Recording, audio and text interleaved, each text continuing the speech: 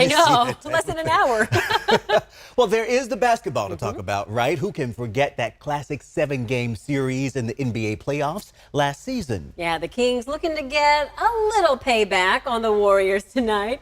Our Kevin John and Matt George are inside Golden One Center tonight. Yeah, guys, what's the atmosphere and what can we expect tonight? Well, Chris, the atmosphere, the party is just starting here in Golden One Center. Fans are starting to trickle down. And what can we expect tonight? We can expect it to be deafening in here. Best believe these 18,000 plus fans are going to show up and show out. And Chris and Laura, everyone gets this beautiful t-shirt right here. When they come inside, it says, "Bring the roar." And it may want to say, "Bring the decibels," because the decibels are going to be extremely loud in here tonight, Matt.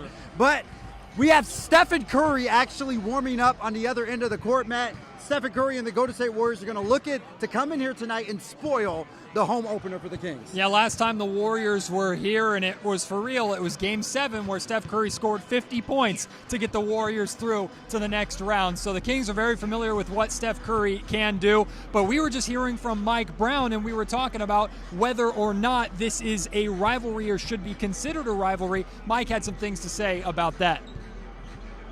I think it's starting to happen. The reality of it is we've won 1 year against the core of that team, and so this is just me personally. The more you play, especially in the playoffs, and it goes back and forth, and it's not one-sided. That's the more I think it becomes a rivalry. We have to step up to the plate. Not just in the regular season, but in the postseason for it to really become a full-blown rivalry. I think the location obviously also helps too.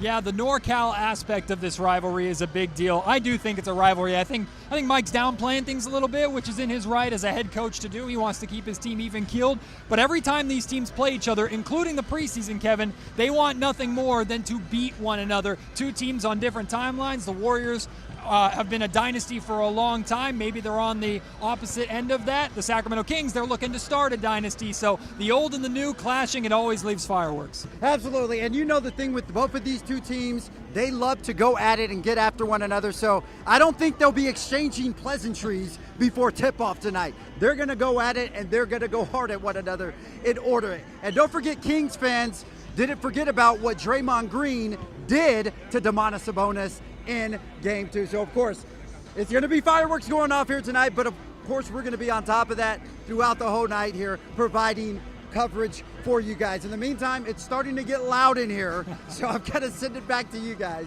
in the studio. Yep, going to be exciting, going to be feisty. We see them practicing behind you, getting all warmed up. Thank you so much, guys. Like the beam. Yeah, and after the game tonight, don't forget, make sure to check out the Locked on Kings podcast. Matt will have updates and interviews, and you can also stream it on ABC 10 Plus.